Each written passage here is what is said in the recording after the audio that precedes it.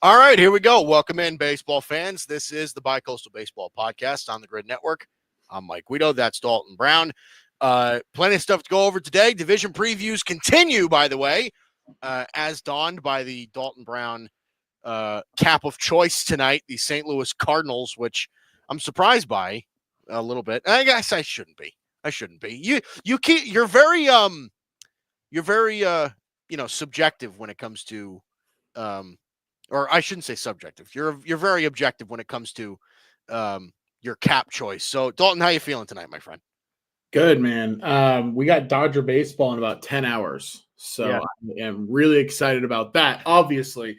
The Cardinals had about 1 minute before we went on air, I was just sifting through my hats looking for the first Central Division hat that I saw. And this was it. So Cardinals hat it is, even though I feel very lukewarm on the Cardinals. Do you have all 30 by now, or are you still? So, I'm probably like 2/3 of the way there, maybe. Okay. Something I'm probably around the same boat, even though I probably need to update some of my selection because some of the choices I picked out, like I'll have like I went to Detroit like 5 years ago or 6 years ago or something like I don't even remember, and I think like the hat I picked out was like the full orange tiger face hat, and I don't like it. Like I picked that one, but I don't know. I feel like I got to go with the classic D on the front, but I'm usually just a game worn new era guy. Yeah. That's just kind of my style. But yeah. Well, listen, there's absolutely nothing wrong with that. It's different phases of my life for me, I think. All right, so plenty of stuff to go over today. Like I said, AL and NL Central Division previews coming today. Obviously, we're going to be talking about the Japan series a little bit. The Dodgers playing the Cubs out in Tokyo, so we're going to be talking about that. But before we do anything else, right, as we do every show, Dodger and Yankee rants, by the way. Dodger fan, Yankee fan, sorry, not sorry. That's how we've been doing it for a year. Whatever. I'm not apologizing for it. So, again, as the reigning world champion, Dalton, you get to go first. Dodger baseball is tomorrow morning. What do we got? Well, I mean, we've got Shota Imanaga against Yoshinobu Yamamoto tomorrow morning, which should be awesome. I'm not expecting either guy to go more than 4, maybe 5 innings, just based on where we are in the spring. And then we've got Roki Sasaki and Justin Steele on Wednesday morning. Both of those games will be at 5 a.m. Central Time. So if you're listening to the show, you do the math on what that is in your time. I'm not going to do it for you. But I happen to live on Central Time right now. So, yeah, I don't know if I'm going to actually wake up for it, to be honest. Like, I'm going to try to, but I'm a working man. Like, you can't always just wake up for these things. But nonetheless, excited for Dodger baseball. It's, I will say it doesn't hit quite the same as opening day. Like, and I can say this from experience when the Dodgers started in Seoul last year. Like, obviously the games count, but you're going right back into games that don't count afterward.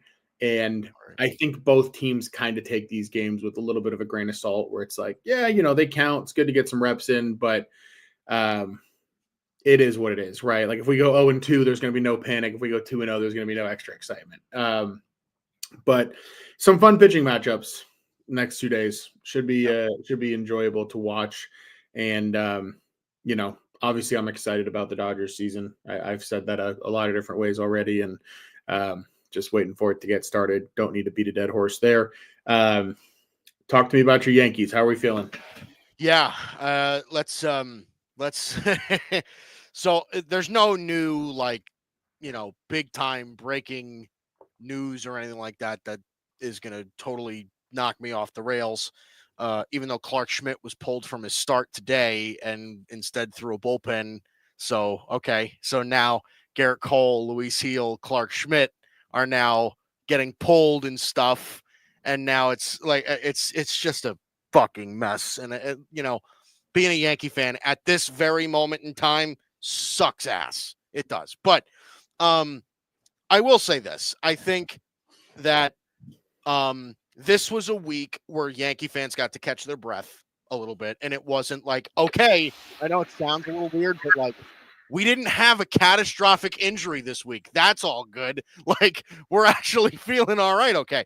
So, Carlos Rodon was announced as our opening day starter. I'm okay with that. Keep Max Fried on his schedule and everything like that. I'm good with it. Okay. Keep him comfortable in pinstripes because the role that he's going to need to fill is going to be a big one. So I'm okay with keeping him comfortable in that regard. Jack Curry of Yes Network today said that it is very likely that Will Warren will lose the opening starting rotation spot to Cookie Carrasco. Now, I will say this. There are a lot of Yankee fans that are freaking out because, like, they've fallen in love with Will Warren over the spring. And I completely understand. He looks outstanding in the spring. I will say this, though. So has Cookie Carrasco. Okay? Like, Carrasco's been fairly dominant throughout the spring. He's pitched fairly well. He's reunited with Matt Blake, who he was with in Cleveland. Like, maybe there's a little something, and I'm not expecting him to be the genuine number 2 starter that he used to be, but can he eat innings? And the way that Jack Curry described it makes total sense to me, right? Carlos Carrasco has an option in his deal, right? If he doesn't make the big league club, he's a free agent. He's gone, right? Okay, so let's keep Cookie Carrasco. Will Warren's got some options left. Use it. And then when something comes up, Will Warren can come in and step in. Because, by the way, I just want to point this out for Yankee fans that are super upset about this. Will Warren, as good as he's been this spring, was fucking awful last year. Like, his ERA was like 8. Like, the guy was getting shelled every time out. So, like, I know we like what we see. The stuff is good. Velocity's there. It's like, I get it. But it's not like we're keeping Cookie Carrasco for Luis Heel, right? Like it's not like this thing where we have the reigning AL Rookie of the Year who was phenomenal last year, but he's got some options left. So let's dump him for a washed 37-year-old or whatever old Carrasco is. Like, that's not the story here. It's a guy who struggled last year in the bigs. He's had a good spring, but listen, we'd rather have 2 starting pitchers than 1. I get it. I get it. So, as far as that's concerned, I think the Yankees are making, if they do end up making that decision, I think it's a fairly decent one. And again, we'll see how the season plays out. But listen, being a Yankee fan is nerve-wracking right now. But I will say it's been a week where we can kind of take our foot off the gas as far as panic and just kind of anticipate the season coming forward. Because I think every Yankee fan's like, all right, let's get the season started. Enough of this spring training bullshit. Because the more we keep playing in the spring, the more our roster's going to drop like flies. So I think that's where we're at. Yeah, I mean, look, when you're splitting hairs on who you want to start between Carlos Carrasco and Will Warren, like, I'm just not sure. Like, there's no good option there, right? And this is what happens when you have a bunch of pitching injuries. Is like the back of your rotation's just gonna be rough for a while, and like if you have options on one, if you don't on the other, then you let Carrasco go and see if he can provide you any value. And when he eventually turns into a pumpkin, then you go to Warren. Right. You just have to piecemeal it together for a little bit. I will say Carlos Carrasco last year was like abhorrently awful. Oh yeah. I mean, the fastball velo is down at 91. The expected ERA is up near 5. Pitching run value, he's like bottom 5% in baseball. So, I mean, I can understand not being excited to watch him pitch, especially at Yankee Stadium. But like, he's a wily vet, like it also wouldn't shock me if he found a way to be effective for a few weeks and just kind of stem the tide for a moment, which is really all you're asking him to do is keep you in a few ball games. So, it kind of just is what it is, man. I wouldn't lose any sleep over it, No, I wouldn't either. It seems to be a pretty straightforward decision for me in that respect. It's not that hard to figure out. Yeah. One thing I forgot to mention in the Dodgers section as well, Mookie Betts is not playing the 2 games in Tokyo, which sucks. Apparently he's dealing with an illness that's caused him to lose 15 pounds, which Wow. They haven't really disclosed what he's ill with, but that doesn't sound good. So Wow. hopefully he's back to playing into himself before long. Like, I guess I'd rather it be an illness than an injury, but an illness can mean a lot of different things. So Yeah. hopefully he's back before long. I mean, I do think from a betting perspective, there's probably value on the Cubs as underdogs in each of these first two games because we're still kind of in spring training mode, and that was how it felt when the Dodgers played the Padres in Seoul last year. They felt like spring training games. So I'm just saying, like, don't put a ton of stock into anything that we see the next 2 days. Just enjoy the real baseball. Yeah. Yeah, let's talk about that real baseball for a minute. So the Dodgers and the Cubs obviously are playing in a few hours over in Japan, but this is like look, it's the second year in a row that they've done this. It is kind of weird how they're doing it on March 19th. You know what I mean? Like Yeah. I get it, but like both of these teams are going to have to play spring training game. You just said it, right? Both these teams are going to have to play spring training games afterward. Like, is it weird for me to think that this is kind of stupid? Like, I understand like the point of like, all right, we're trying to reach people in these sort of regions, and I get that, but like this, we're like 2 weeks from opening day. Like, it's not even like we're that close to the regular season. Like, it's a little dumb to me. Like, are Yeah. you and I just on different wavelengths on this or no? No, I mean, it's a tricky thing because if, like, I understand why Major League Baseball wants to throw a couple games to Japan, right? Like, I get why they want to do that. The challenging thing is, I don't know how else they would do it. Like, that flight, given how long it is not something that you can just throw in the middle of somebody's schedule. So if you're going to do it, this is probably what it has to look like is, the Dodgers have been in Tokyo for like 5 days. The Cubs have been there for like 6 days already. Mhm. They each played the Hanshin Tigers and Yomiuri Giants. Oddly enough, they both lost 3-0 to the Hanshin Tigers, who apparently can pitch. But it's just kind of it's weird, man. You're playing the Cubs March 18th and 19th, which from a Dodgers perspective, I really like that they're both road games on the schedule. Right. Because it means we only have to deal with playing at Wrigley twice. But yeah, I don't know. It like you play the 18th and the 19th, and then you play your next regular season game on the 27th, and in between those two things, you have your like freeway series exhibitions against the Angels. So it's not like the Dodgers are going back to Arizona. They're done with Arizona. They go back to Southern California, where they're going to play at Dodger Stadium and Angel Stadium as kind of their last tune-ups. But it's just like you're in a couple games that matter and then games that don't. I think one of two things is true. Either the Dodgers treat these two games as if they're just extended spring training, Yeah. or they treat those games against the Angels like they're just a couple extra regular season games. I think you have to take one of those two approaches. Knowing the Dodgers, I'm guessing they're taking the first approach and probably treating these games like a little bit more than spring training, where it's like Yamamoto's built up to probably 70, 75 pitches. We'll let him throw 4 or 5 innings. That's Same what with Sasaki. that's what I mean, right? Like that, Yeah. like it just feels like, and I understand that like at this point in spring training, like we've been in spring training for a month, right? So you've got to be somewhat built up by now, but Mhm. you're not all the way there yet, right? Like you're not like Alfred Parser Jr. in the comments. He said, "Never made sense to me to have two regular season games that affect the standings, then go back to spring training. Just make the Tokyo games exhibition games." And then he says, "Give Shohei one, maybe two ABs tops, and give Imanaga and Yamamoto one inning."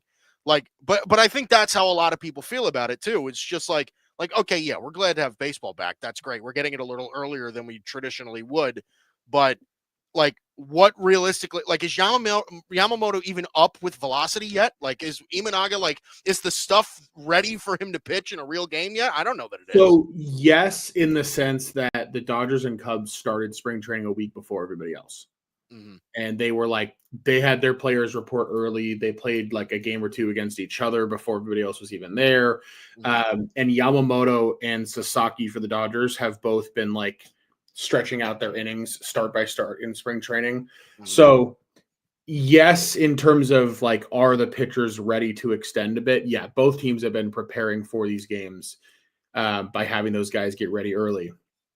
But it's just kind of, I don't know. I mean, I don't hate the idea of them being exhibition games. I think that would make more sense. Yeah. But I also think that like it's kind of a tougher sell to the players if you tell them like we're gonna That fly you all the way around the world right. for a couple exhibition games. Like I feel like that's kind of a tougher sell on the players' end, maybe. I don't know. I'm Well, just I think that's true too. I think there's like you're gonna get guys on the team that if they're an exhibition get like you're just not gonna send them, right? right. Like okay, if you're playing in Tokyo, like okay, you send Otani, you send Yamamoto, you send Roki Sasaki, like you send those guys from but like does Freddie Freeman really need to go on this trip? Exactly. Probably That's the thing. If they're not regular season games, the Dodgers aren't going to send all those guys. They're going to send a bunch of minor leaguers, and that, in a way, that kind of defeats the purpose, right? Like the whole point right. of doing this is so that these guys is so Japanese fans get to watch the actual major league team play. Yeah. I don't know. I mean, I'm hoping that because I have a feeling this is going to be a thing every year. Like I do think that that's what's going to happen. But I'm really hoping it's not the Dodgers every single year. I think it will be. I really think it will be. Because Just it's because like, I mean, they've the Dodgers have I don't want like I don't think cornered is the right word, but they've really kind of captured the attention of the Japanese market. They just have, oh, for sure. right? Yeah. So like wouldn't it kind of like it would be a disservice to Major League Baseball if they didn't send the Dodgers there every year? I mean, yeah. Because you get that one 8-year-old Japanese kid that's never seen Shohei Otani play a professional game in Japan. But I don't think it's going to be Japan every year. Well, maybe it's not right. You Maybe know, it's not like, Japan like every year. it was Seoul last year. I could see them going to like Sydney or I don't know. I could see them doing other things in future years. Sure. I think, but I do think that there's going to be a continued thing of like a couple international games. I'm just like, as a Dodger fan, like I found it super exhausting last year, especially because when you're so excited about the season starting, you're going to wake up early to watch those games. And then Yeah. it kind of just fucks, just ruins your work day. So, Right. I don't know. Yeah, Yeah. it kind of just is what it is. I mean, what I'm really looking forward to is March 27th, right? I mean, when Yep. Dodgers host the Tigers for a 4-game series to start the season, you get opening day, World Series ring ceremony the next day, the Oral Hershiser ceremony the next day. You got a Shohei Otani MVP bobblehead on the first homestand. Like it's going to be a packed, fun homestand with the Tigers and Braves coming in to start the season. That I'm really looking forward to. Yeah. I mean, the Dodgers' early season schedule, not that we need to get into this right now, but the Dodgers' early season schedule is kind of electric. Like, you're hosting the Tigers, which is exciting just because it's the opening weekend. And then you immediately get the Braves in LA, and then the Dodgers go to Philly. Yeah. So, like, it'll be fireworks the first week and a half, which will be fun. Oh, yeah. 100%. Last thing on this, by the way, Alfred Parser Jr. active in the comment section today. In the NBA, when Yao Ming was in the league, the Rockets every season played preseason exhibitions in China. Wouldn't surprise me if MLB took the same approach with the Dodgers in Japan. It wouldn't surprise me either. I mean, we could absolutely see that happen. All right, so let's jump into some division previews here. As we look, last week we started out in the NL. We're going to start out in the NL again. This is what we have as far as Pacoda is concerned for the NL Central. What we saw last year, the Brewers taking the division 93-69 at the top of the division, with the Cardinals and the Cubs following them, and then the Reds and Pirates finishing with sub 500 records in the NL Central last year. This year, Pacoda projects a bit of a different story here with the Chicago Cubs taking a big jump here, jumping from 83 wins to 91 and winning the NL Central. And then everybody else in the division falling out with below 500 records. The Brewers to finish around 500 at 80 and 82, with the Cardinals, Pirates, and Reds following them. So let's talk about this. Let's talk about the Chicago Cubs as the perceived favorite right now for the NL Central. And this division, I think last year took took some people by surprise, because I don't think many people believed that the Brewers would be as good as they were. but the Cubs very much made some improvements in the offseason as far as Kyle Tucker is concerned. I think this is a team that right now is in the best standing at this moment. I think I have the most confidence in the stability of their lineup. So they're starting out with Nico Horner on the IL. I don't know if he's going to be ready for opening day, but it's very possible that he could be. So, but this is a team I think that has a nice mix of young and veteran players. So I kind of like where they're at right now, Dalton. I think I honestly think I would put them as the clear favorite in the NL Central right now. Yeah, I have to agree. I mean, I've got the Cubs at 92 and 70 is how I'm projecting them. And I think obviously this lineup, you lose Bellinger, you replace him with Tucker. That's a solid upgrade, but it's a pretty deep lineup.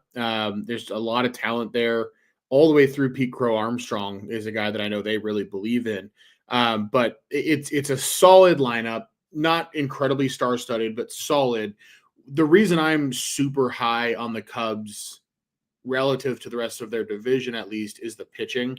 I think Steele and Imanaga is a really strong top two in the rotation. And what I like about the Cubs is they have a lot of major league ready starting pitching available.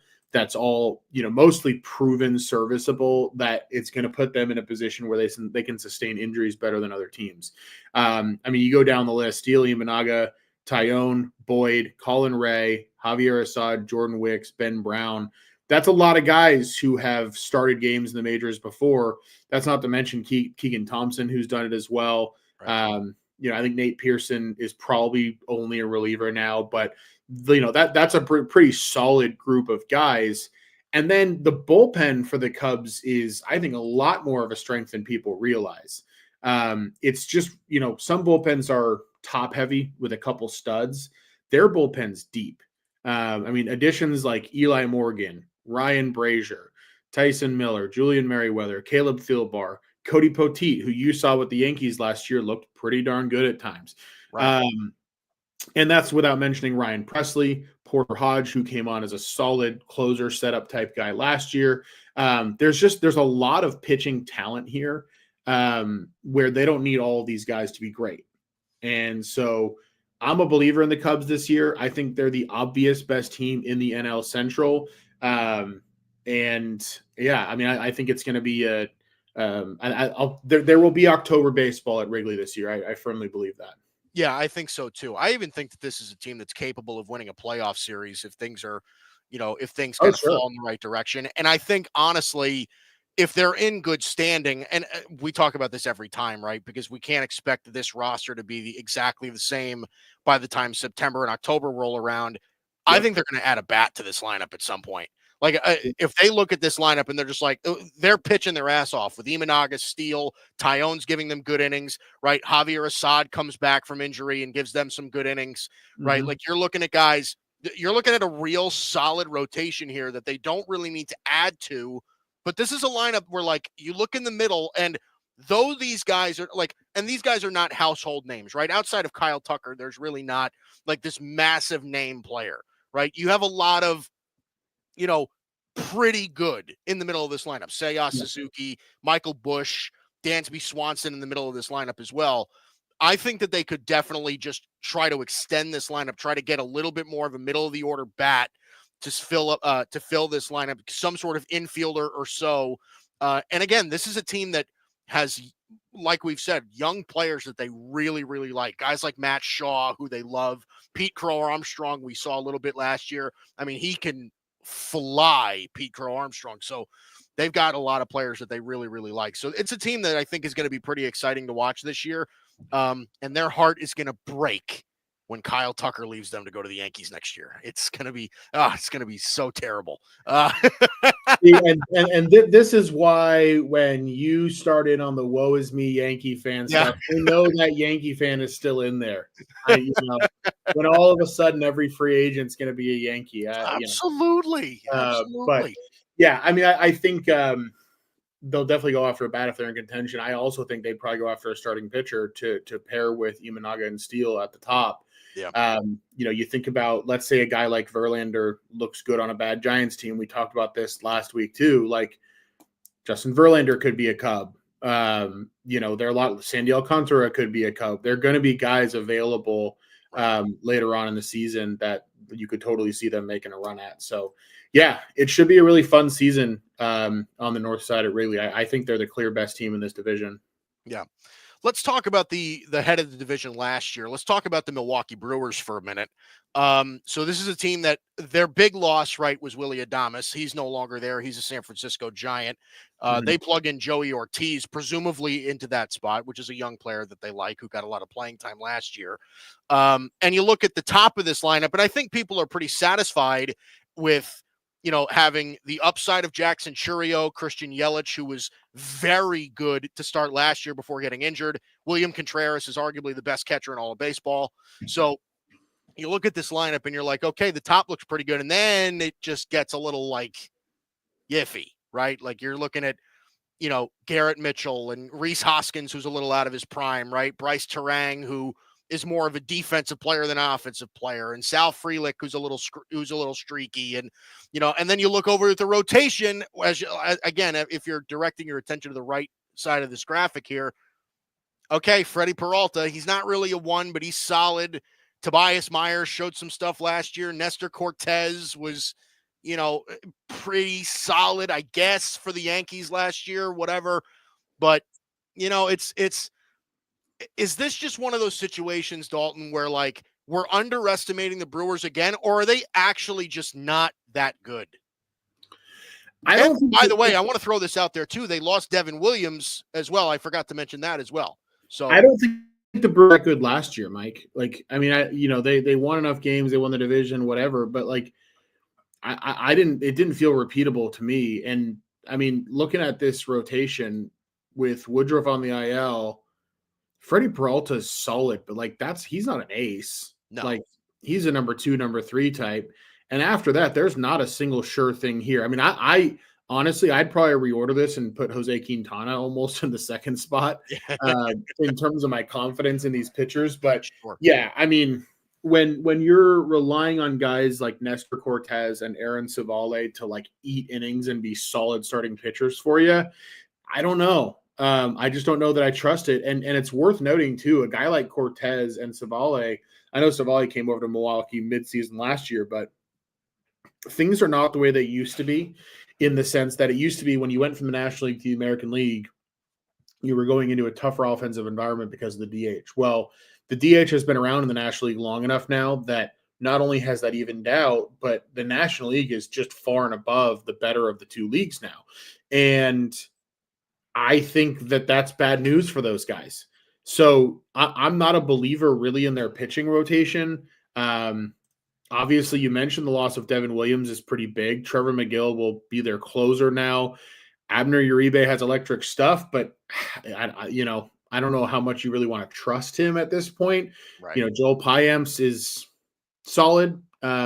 But again, like relievers can be difficult to predict year in and year out. And this is a pretty average bullpen at this point. And so I just don't think they're great at anything. I think they're average to below average at just about everything. I think that the projection at 79 and 82 is not super unreasonable. I give them a little bit of a boost just because this organization, kind of like the Guardians and the Rays, has shown that it can do more with less. I've got them at 83 and 79, finishing in third place in the division. That's honestly more than what I would expect. Also, I honestly just look at that roster and it doesn't impress me at all, right? Like, you're looking at guys like Caleb Durbin, who they're going to bring off the bench, right? There's a chance Mark Canha makes the team, but like, okay, like this team screams Mariners, but without the pitching. Like, it's just, I don't see it, right? They've got one real bat. They've got one like super upside, really could be bat. And then, okay, Christian Yelich was really good last year, but again, injured, missed the entire year, and now coming back as a 34-year-old. Like, what are the expectations here? So I don't know. I'm down. It wouldn't surprise me if they won 77 games or something like that. Oh, I agree. Yeah. I mean, I think they're going to hover somewhere in the neighborhood of 500. The only reason I'm giving them credit to maybe finish a little bit above it is just because of their reputation. Like, I'm giving them a lot of credit for that. But yeah, I mean, Milwaukee is just, I also just don't find them I don't find them very interesting right now. I don't either. Like I don't like. I'm excited to watch Jackson Churio again, but other than that, like there's not a ton on this team that I'm like, oh, I want to sit down and watch a Brewers game. Yeah. Yeah. By the way, just so that I can pull up the Pacoda projections again, they have the Brewers again, 80 and 82, finishing second in this division behind the Cubs. I mean, and that could be possible, right? Because again, this is a division that has so many question marks outside of the Cubs, where it's like, okay, they might like just on reputation alone, they could be projected to do something like that. But again, it's just you look at that roster and you just walk away unimpressed. Let's talk about the Pittsburgh Pirates. So this rotation, I think, is going to get a lot of outs. I think this team is going to live and die by their pitching. And if you look at the rotation as it's presented here, it's not like it's fully eye-popping. Like, okay, Andrew Heaney's your number 4 starter. Like, okay, like I don't think that's really impressing anybody, but they have a lot of faith, obviously, in Paul Skeens, Mitch Keller, Jared Jones. Like, if those guys deliver, like, then you've got a real rotation here. Guys like Johan Oviedo, they really like. Bubba Chandler, I think, is a name that we could be talking about later in the year as well. One of the better pitching prospects in Major League Baseball this year. But I think they have the same issue that they did last year, Dalton. They just don't have the bats to get it done. They really didn't add anything here. They like what they saw out of Joey Bart last year after they picked him up. But again, Tommy Pham, Brian Reynolds, O'Neill Cruz. I mean, you've got Andrew McCutchen in likely his last year, and then, it's a bunch of like Isaiah Kiner-Falefa is meh. Cabrian Hayes is a defensive gem, but hasn't been able to hit for shit in the major leagues. Like, it's just, this is what you're getting out of the Pirates. I think they live and die by their pitching, and they just, this is actually like AL Mariners, but a little bit worse. At least I think the Pirates are a much better comp to the Mariners, but yeah, I mean, look, when your big 4 on offense is Tommy Pham, Brian Reynolds, O'Neill Cruz, and Andrew McCutchen, like Reynolds and Cruz are players that I think can be exciting, and like O'Neill Cruz has a really fun ceiling, but realistically, this is not a team that's going to score a lot of runs. I think they have the worst offense in the division, which is a shame because I think they have a good pitching staff. Look, I mean, Skeens. Like, I think we know Skeens is a special talent at this point. I do think the league will adjust back to him a little bit this year. It's not to say that I don't think he'll be good, but like I think a lot of people are thinking, oh, he's going to run away with the Cy Young, and like baseball has a way, man. Like these guys will figure him out some, and so I'm interested to see what happens as he adjusts back. And outside of Skeens, like Keller and Jones certainly are guys that can be really solid as 2s and 3s, but I wouldn't be surprised if Mitch Keller gets dealt eventually. I think Andrew Heaney is a guy that they're almost signing, expecting to deal him. So it's just, I don't know. I mean, the pitching could be really good. The pitching also could be middle of the road by midseason. And that's why for me, Pirates under 77.5 wins was one of my favorite bets. I know Pacoda has them finishing 3rd. I have them finishing last. I've got them at 73 and 89. Yeah, that wouldn't surprise me at all. It wouldn't surprise me at all. And again, like, you're 100% right when it comes to Paul Skeens and the pitching staff, right? Because what we saw last year from guys like Jared Jones, I mean, Jared Jones was very good for a good portion of the season, but then he came back down to earth towards the end, right? Like he sort of evened out. His stuff is incredible. I think a lot of people have a lot of faith in him. And I think Paul Skeens, like you said, he's certainly a special ball player, but baseball's baseball. There's a way that baseball catches up to you. And we could see at least some semblance of regression of Paul Skeens in year 2 as the league, like you said, adjusts back to him. But yeah, they didn't do enough offensively to give me faith in them, right? Like I threw the little caveat of Spencer Horwitz, by the way, on the IL, because I think he probably starts at first base over DJ Stewart. But what is that really saying? So I don't know. It's kind of interesting how that kind of plays out. Another team that I think is a little bit interesting in the NL Central is the Cincinnati Reds, right? Because I think there are so many people in baseball, so many that are just anticipating this team to explode, right? Because they've just got so much young, exciting talent that they just want to eventually pop off, right? The Ellie De La Cruz, Matt McClain finally coming back, TJ Friedel, guys like Will Benson, Gavin Lux, who was just recently acquired, Spencer Steer. So they have players that I think a lot of people like, and this is a rotation where I I wouldn't call it good, but there's some upside here, right? Hunter Green, they acquired Brady Singer when they traded Jonathan India earlier in the year, earlier in the offseason. They love Nick Lodolo, guys like Rhett Lauder, Andrew Abbott. Like they have guys here that they really, really like. So Dalton, give me your take right here on the Cincinnati Reds. It's a young and exciting team with a cool collection of talent, but where are they really? Where do you think they are realistically as far as in the standings this year? Yeah, I have the Reds as my number 2 team in this division. I'm a believer in a lot of their guys being post-hype bounce backs. And it's like the year after what I'm describing with Paul Skeens and Jared Jones, where the hype machine runs full speed year 1, they crash back down to earth year 2, and then they kind of adjust back and become whatever solid players they're going to be in year 3. I think that's what you're going to see with a lot of Reds. I also just think that chances are they stay healthier this year than they were last year. They had a lot of guys miss time due to injury, including Matt McClain, TJ Friedel, right? They're going to be a lot healthier this year. I think it's a pretty solid lineup, like a really deep lineup compared to some of the others in this division. Yeah. Like 1 through 9, looking at that, there's nobody that I look at that I view as an easy out. Like they're all guys that can hit, and that ballpark's going to play to their strengths. You think about some of these left-handed hitters like Will Benson, Jake Fraley, Gavin Lux, I think fits like a glove there. I think it's a really balanced team, really young team. They're going to be menaces on the base paths. I mean, up and down the lineup, these guys can run, and I think Ellie De La Cruz is a little bit of an MVP dark horse this year. I think he can legitimately win the award if he continues to develop as an offensive player. So I'm a huge believer in their offense. In fact, I think it might be the best in the division. Like honestly, more than the Cubs, really. It might be. I think they're right there with the Cubs on offense, I think. Rotation-wise, I love the Brady Singer addition. Like, I think he's a solid, like a really solid starting pitcher that you give him a change of scenery and maybe things get even a little better for him. Yeah.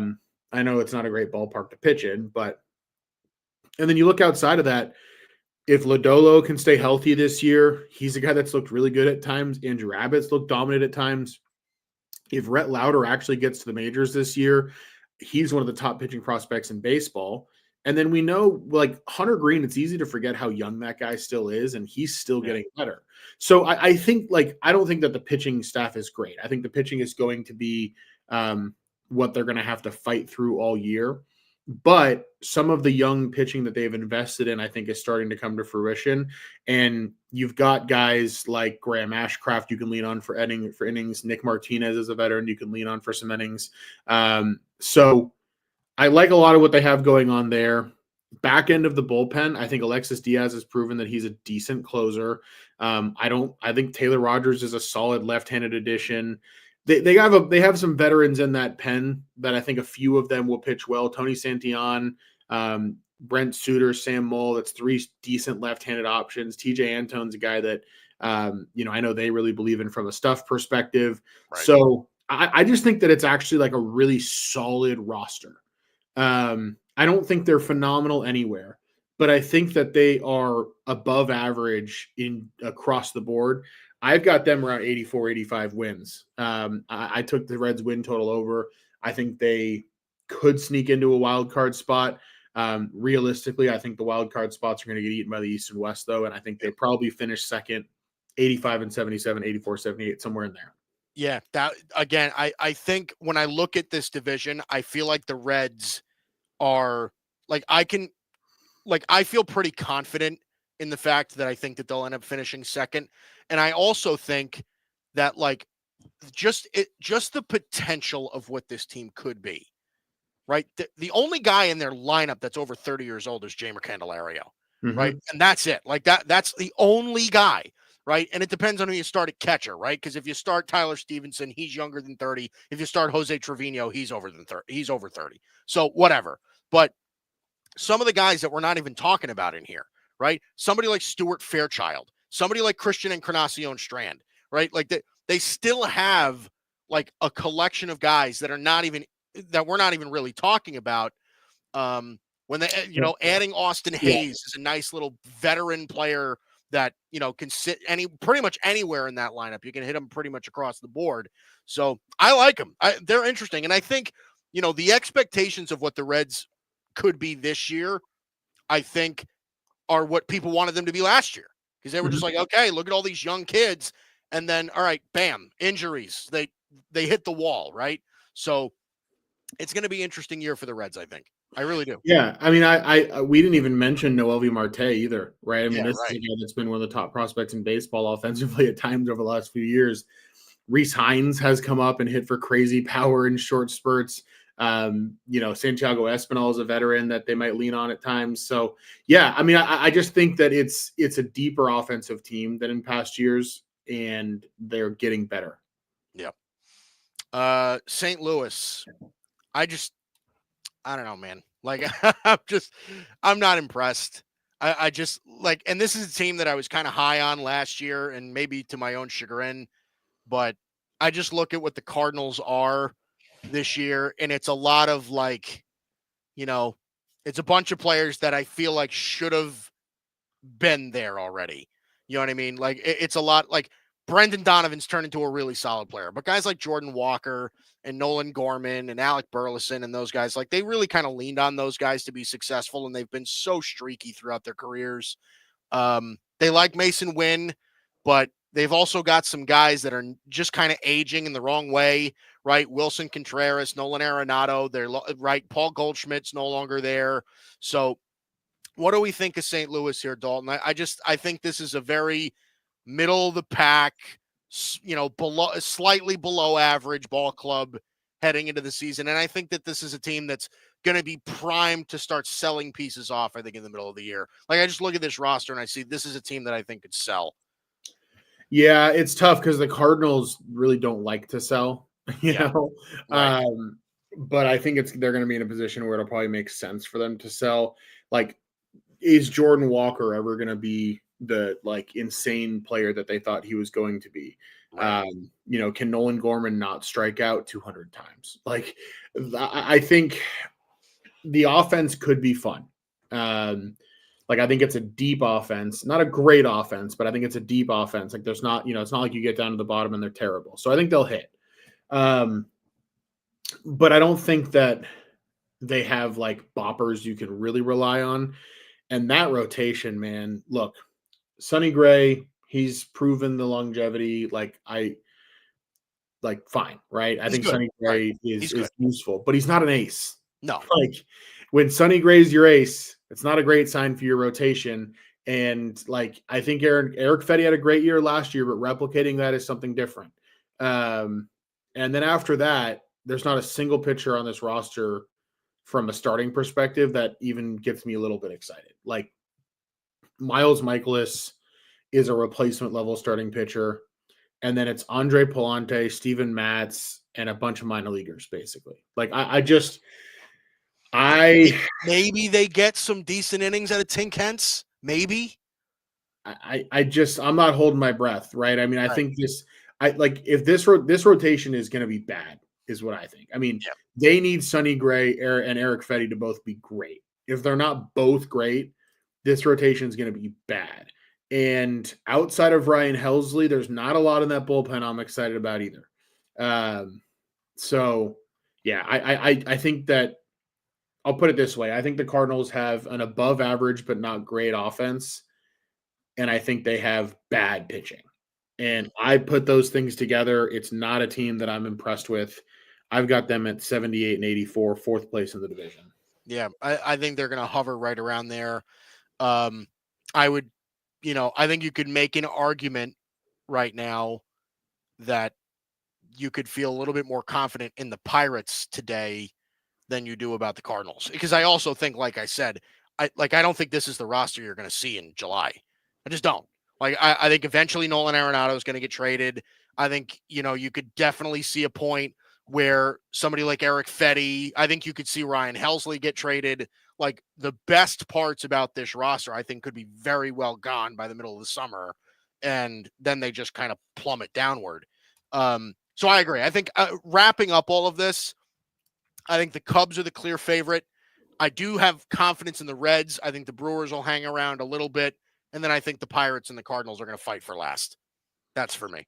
Yeah, I mean the NL Central.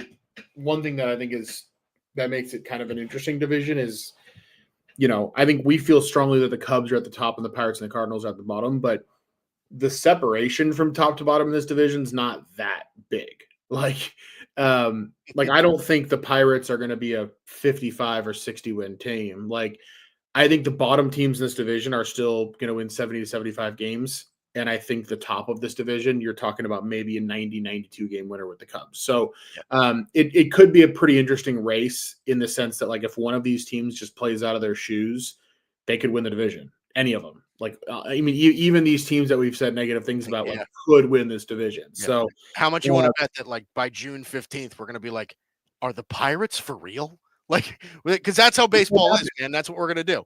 I mean, think about it this way. Like, if all of a sudden Ke'Bryan Hayes is hitting and O'Neal Cruz turns into a star and Tommy Pham's giving you really solid output, like, there's a pathway that it happens, you know? Right. Now, the unfortunate thing with the Pirates is I still think they'd buy at the deadline because their owner is a terrible human being. But yeah, I mean, so I think this division in general has a high floor, a low ceiling. And I'll put it this way, my degree of confidence that the Cubs are going to be on top of this division is higher than any degree of confidence I had in this division last year, but it's still lower than almost any division in baseball. Yeah. All right, so let's move to the AL Central. And I want to start with this. Is this team actually worse than how they were last year? Okay, because I look at this and I'm saying, okay, Andrew Benintendi is going to start the year on the IL. It's not like that's really saying much because he's really kind of, taken a bunch of steps back from when he was good half a decade ago. But, like, you just don't see any, like look at that rotation, right? Like, Martin Perez at the top. They already announced that Sean Burke is going to be their opening day starter. But, like, Jonathan Cannon and Bryce Wilson and, like, what are we doing here if you're the White Sox? Like, I just, and again, we don't have to spend too much time here, but that's my honest question. Are they actually worse than how historically bad they were last year? Yeah, probably. I mean, this is the worst team in baseball. Bar none. Easily. I just don't have a ton to say. I've got them at 52 and 110. I think they're going to be pretty unwatchable. The pitching's terrible. The lineup's terrible. That's all I got, man. It is really awful. Do you think we're getting them out of the way? you think Luis Robert do you think Luis Robert's a guy, or do you think that he was a bit of a flash in the pan? And then we'll move on. To me, the jury is out on Luis Robert until he gets traded somewhere else and I see how he, like, handles it. Because I think that it's been fair to question his, like, effort and care level at times, but some of that could just be that he's in a terrible organization that's not bringing the best out of him, and it's hard to care when you're losing that many games. Right. So, like, I'm interested to see if he gets traded to, let's say, the Padres, right? Like, that's the kind of team I could see doing that. If he gets traded to a team like the Padres or something, like, does he all of a sudden look like a different player? It wouldn't shock me. So I'll give him that. But yeah, I mean, it's depressing. It really is, man. It's really bad. And there's no road upward.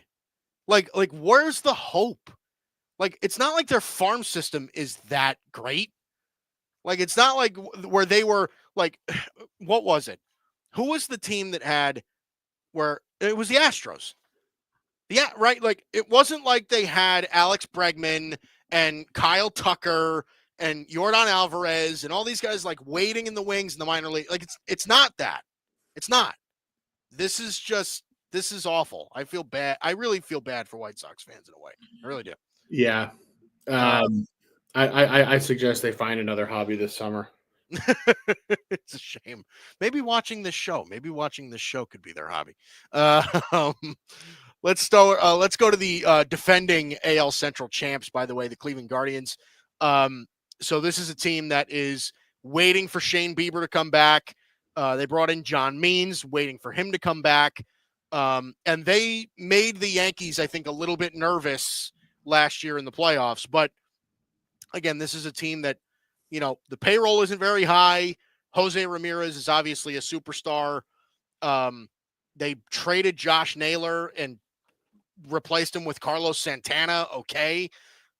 Is Carlos Santana 40 yet? I think it's got to be getting close. Carlos But Santana is 38. he's 38. Okay, so he's not quite 40.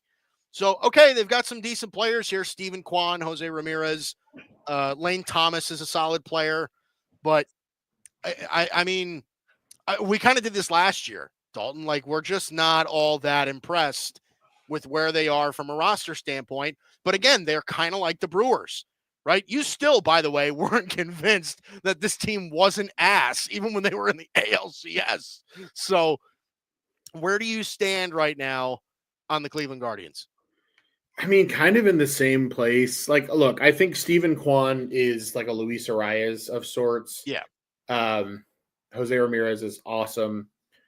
Outside of that, like Lane Thomas is a useful player to have around, but he's not a star. Bo Naylor, I think, could take another step forward this year. I think he's pretty good. But like, what is there to be excited about here? Like, Andres Jimenez is gone. Josh Naylor, who I think was a big part of this team's offensive culture, is gone. Realistically, I think like if you're looking for excitement with this team, I want them to give 600 at bats to Jhonkensy Noel. um, I want them to fast track Travis Bazana because he looks awesome in spring training already. Like I want them to give some of their young mashers a chance because, oh man, I mean, I think like I'll give the Guardians this: they've shown that they have a bunch of like high floor players, and they're really good at just making pitching mush into something special. Um, I so, like, like that term. Yeah. I mean, Luis Ortiz coming over from the Pirates, like, we're going to be in August looking up, and he's going to have a 2.7 ERA, and he's going to be like 12-4. Like, I just they find a way with their pitching. I think they're well coached in that regard.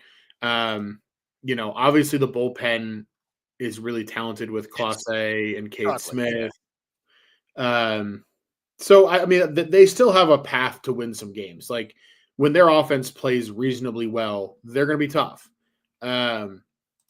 So I don't. Like, I still have them above 500, but I think they're a clear second best in this division to me, behind the Twins. I've got them 84-78 in second place. Yeah, I think that's about where you should expect it because I think like you look at it, you summarized it perfectly where you just like you look at this rotation and you're just thinking to yourself, where are the wins coming from? But they'll manage. I mean, that's what they do, right? Tanner Bybee is a guy, right? Ben Lively is a guy. Gavin Williams, like I can see, like Gavin Williams is the guy for me that I think they'll end up turning into some sort of sick guy. Like I have that feeling about somebody like Gavin Williams, but Tristan McKenzie and Jacob Junis and like, okay, like it's a bunch of meh, but they'll figure it out. They always do.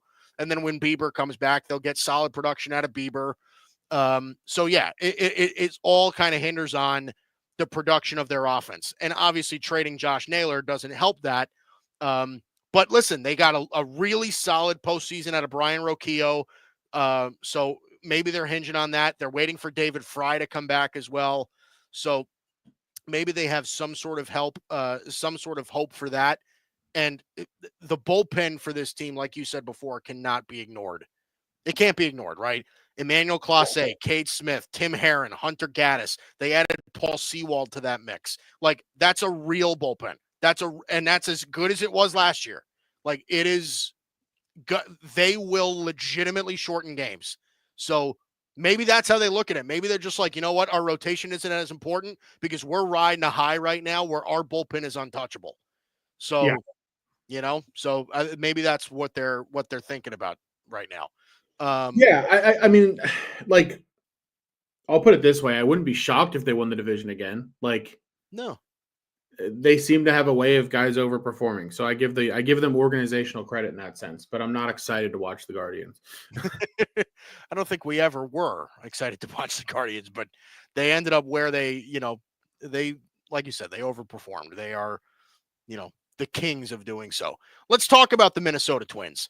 Because I think you and I are both kind of in agreement here that, like, this team should win this division, right? They're the most talented team in this division. You look at this lineup and you're like, okay, like these are some real ball players, right? Carlos Correa, Byron Buxton, if they can ever get somewhat of a healthy season out of Byron Buxton. Same thing can be said about Royce Lewis, right? Ryan Jeffers has turned into a really reliable catcher. Willie Castro, they really like to put in a lot of different positions, right? Adding Ty France to play first base. So they have guys here, right? Matt Wallner, they really, really like. And the top of their rotation, right? Like, if they get somewhat of a bounce back year out of Pablo Lopez, right? Lopez, Joe Ryan, Bailey Ober, like, they've got some guys here. So it's not unreasonable to think that the Twins are the most talented team in this division and they should win it. And that's what we thought last year when they just completely shit the bed.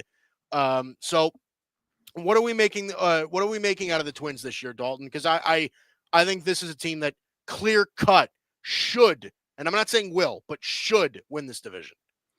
Yeah, I mean, I definitely make them the favorite to win that division. I mean, I think it's a team that is solid everywhere. Like, I don't think there's a phase of the game that they're below average. Now, Yeah. I like you said, when Buxton and Lewis and Correa are all healthy, even last year, this team was awesome when all three of those guys were healthy. Already, Royce Lewis is dealing with an injury that he sustained in spring training the other day. He pulled a groin. Now, he's not expected to miss a ton of time like he did last year, but, like, it's frustrating because you want the Twins to just stay healthy and see what they're capable of. Right. Part of me almost wonders if, like, playing those cold April games in Minneapolis, like, negatively affects their ability to stay healthy. I have some thoughts on that. Yeah, but otherwise, like, Wallner, Larnick, like, these guys aren't household names, but these dudes can mash. Like, these are guys that can really hit. Willie Castro is a really solid player. Ryan Jeffers is a really underrated offensive catcher. I know Brooksley's a prospect that they're excited about. I'd like to think that if they're contending, that they go find somebody better than Ty France for first base. But as a whole, I think this is a really solid roster. I'm looking for bounce backs maybe from Jose Miranda and Edouard Julien as well.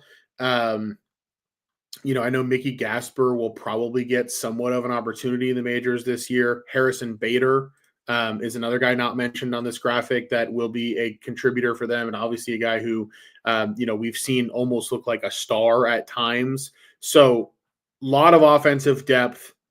I think the rotation is solid enough at the top with Pablo Lopez and Joe Ryan, and it is also relatively deep with serviceable major league guys. Once you get past Lopez and Ryan, it's Bailey Ober, Simeon Woods Richardson, Chris Paddock, Zebby Matthews pitched a bunch in the big leagues last year. Louis Varland has pitched a bunch in the big leagues.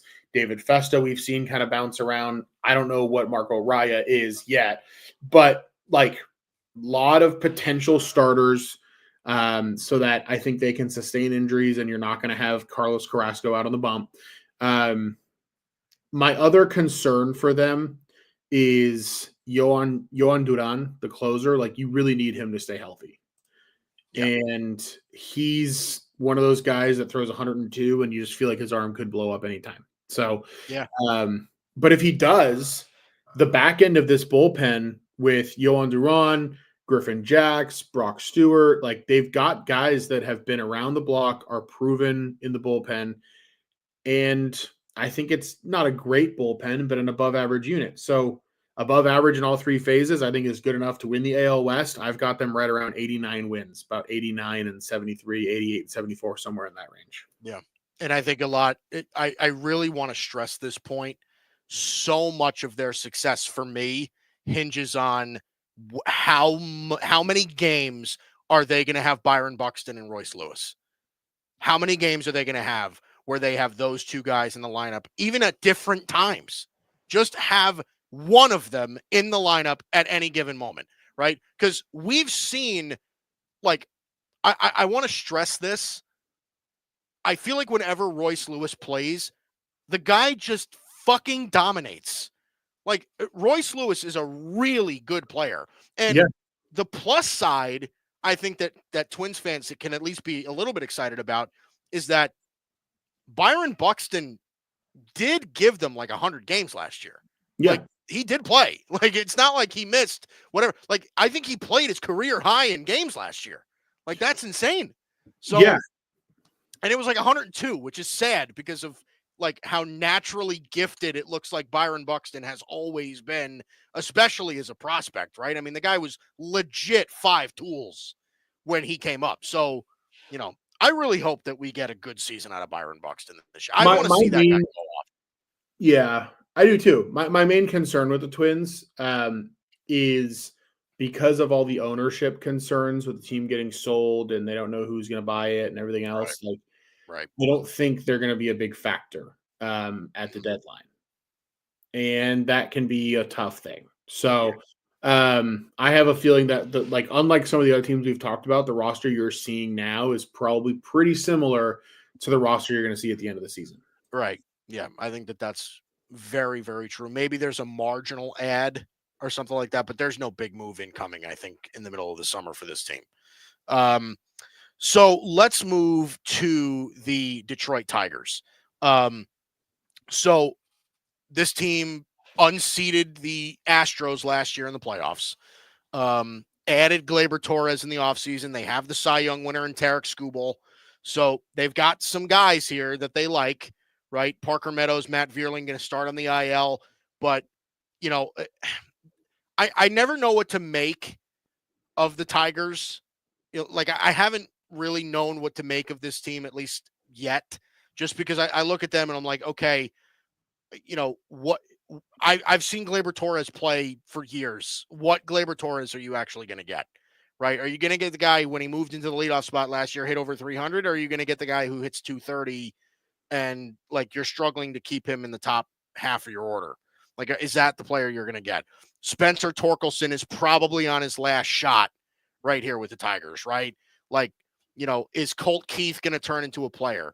Is Jace Young going to turn into a player? Is Trey Sweeney going to turn into a player? So there's a lot of ifs as far as the lineup is concerned. This is a very, and I wonder if you agree on this, and I really, I just look at the names here. This is a deep ass rotation. Like, this is a team that I think has a lot of really solid and especially potential major league pitching, right? Skubal at the top, Flaherty at the top, and then you're rolling with Reese Olson, Casey Mize, Jackson Jobe, who had a cup of coffee last year, right? Guys like Cater Montero and Matt Manning, supplemented with veterans like Alex Cobb when he comes back. Like, that's a rotation. That's a real big league rotation. So the Tigers are interesting to me, but my big question for them is, are they going to hit enough? And I'm not sure that they will. Yeah. I think you said it as far as what I had to say about the Tigers. Like they're kind of the Pirates of the AL a little bit, maybe a little better, but they're kind of like the Pirates. They're kind of like the Mariners, or another one of these teams that I think is going to pitch really effectively all the way from the starting rotation through the bullpen. And they're relying on young guys to make strides kind of all at once. Now, I think Kerry Carpenter is a stud. I think Riley Green's a stud. I think Gleyber Torres is a very solid leadoff hitter. So, like, I think that they have a solid, like, first inning lineup to throw at you, right? But the problem is once you get to the middle and back half of that lineup, like you said, it's a lot of meh, you know. So I'm not very excited about their offense at all. Um, I'm at this point not a big believer in Spencer Torkelson either. I feel like I've been hearing some questionable things about coachability with him. So um, we'll see. But the reason I'm not so high on the Tigers is I think Tarek Skubal's a stud, but last year was the first year that he looked that kind of dominant.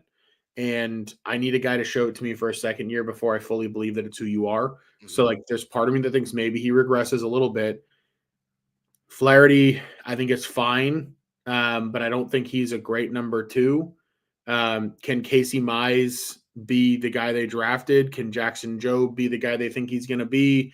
Like, the rotation's good, but there are question marks. The bullpen is very good in theory, but there are question marks. I do really like the pickup of Tommy Kahnle. I think that just adds kind of a veteran feel to their bullpen. I think Bo Brieske will eat a lot of innings. Matt Manning will eat some innings. But it's just, I don't know, man. Like they feel like a team that's kind of halfway built. You know what I mean? Like I feel like they're halfway done with their rebuild, whereas I think the Royals are a little bit further along, which is why I have the Royals in third and the Tigers in fourth in that division. Yeah. Yeah, it's interesting. It's interesting. I like the way that you put that as half built. And like I said, I think a lot. If this lineup was better, I think I think we'd be having a different conversation. I think the fact that their lineup is presumably pretty weak, I think makes I think it makes their rotation, like, it makes the question marks about the rotation a little bit louder. Like, it just does, right? Like, because they're now hinging on those players to give them legit high end innings to keep them in ball games, right? Yes. So we'll see how that ends up panning out. And by the way, ex-Yankee, two ex-Yankees, by the way, Gleyber Torres, Tommy Kahnle. Tommy Kahnle, I was really upset that they didn't bring him back for as cheap as the Tigers brought him in. But I know that Gleyber Torres kind of been talking shit a little bit like that. I still have no ill will. I hope he has a lot of success in Detroit because, again, like, the reality is that he never turns into what he was supposed to be with the Yankees, and I hope that he gets a fresh start. I'm going to take the upper road on that. Kansas City Royals. Our last team, by the way, as far as these division previews are concerned. This is an interesting team, right? Again, another one of these teams where, like, they have the reputation now of this young and up and coming team that is looking to take their next steps. They traded Brady Singer for Jonathan India, so they added another piece into the middle of into this lineup. Bobby Witt Jr. Obviously, it doesn't need to be explained how good Bobby Witt Jr. was last year. He's going to be another perennial favorite for MVP, I'm sure. But again, this is another lineup that I think has a bunch of what ifs, but like, they also have some potential, right? Is like, will this finally be the year where Vinny Pasquantino just kind of pops off, right? Because we all know that he has the capabilities of doing so, right? Michael Massey, they really saw some light from him last year, some solid MLB games from Michael Garcia and MJ Melendez and guys like that. So it's an interesting team. Cole Reagans, I think, has pretty much established himself as a pretty damn near ace, if not like a definite ace. So it's an interesting team. I feel similarly about the Tigers and Royals. I think they're about they're going to hover around 79 to 83-ish wins, 84. Like, they both seem very middle of the pack, but maybe I'm wrong. It depends on how they kind of shape up. But Dalton, what are your thoughts here on Kansas City? So I'm actually a bit more bullish on Kansas City than you are. Interesting. I think that, like, there's a part of me that wanted to put them at number 2 in this division over Cleveland. Because I think there's a real pathway to this team being like an 86, 88 win team. And part of it for me, like, I'm big on looking at, like, how deep is your roster? Like, how's your roster going to hold up when the season hits you? And I think they have a lot of serviceable starters. Like, obviously, I think Reagans, Lugo, Waka, Lorenzen. I don't know if it'll be Bubich or Marsh or Lynch, who at the back end, but, like, pretty solid. And I think behind them, like Kyle Wright will eventually be healthy. And I think the bullpen's really solid. Like Lucas Urseg's a stud. Estevez, Sam Long, John Schreiber, Hunter Harvey is a nice little ad for them. James MacArthur throws the ball a gazillion miles an hour. Like I think that there's a lot of potential for this to be an elite bullpen. Yeah. And I like the Jonathan India edition. I think Freddie Fermin and Salvador Perez is a really good catching 1-2 punch. I would love to see Jack Caglianone at some point in the big leagues this year. That'd be fun. Yeah, that'd be nice. But having Pasquatch back at first is a big one for them. Michael Garcia is a really solid player. Bobby Witt Jr. is Bobby Witt Jr. Like, there's a lot to be excited about offensively, I think. I think Joey Weimer can swing it a bit. Darwin Blanco is really fast. Like, they have a lot of guys on offense that at least have one marketable skill. And so I think like when I look at that Tigers lineup, right? I look at 1 through 3 and I'm like, okay, pretty good. And then it falls off a cliff. The Royals come at you, I think, a bit deeper. Like the bottom 5 in this lineup, I'm not saying they're great, but like there's at least a decent floor being maintained there. And so I think if some of their guys on offense take a real step, this pitching staff is good enough to carry them to maybe 85, 86, 87 wins. My actual projection on them is probably more like 83 or 82. Yeah. I think Kansas City is better than Detroit, but I think it's close with them. But again, we're kind of I think we're splitting hairs there. Like I think Cleveland, Detroit, and Kansas City are kind of all in the same ballpark as far as wins. That's why I say the Twins, I think, should win this division. Just because like, they should have won it last year. They're clearly the most talented, right? And like you've got a bunch of like the Tigers and Royals are banking on a bunch of young guys to take steps. Yeah. I mean, I think this division and the NL Central mirror each other in a lot of ways. Yeah. Like I think we view the Twins and the Cubs similarly, where we're like, that's the best roster. But then you look at like the next few teams behind them and you're like, yeah, but if things break right, the Guardians, Royals, and Tigers, any of them could maybe look really good by the time we get into midseason. Right. So I feel very similarly here. The difference between these two divisions is the NL Central doesn't have a White Sox to inflate the other team's records.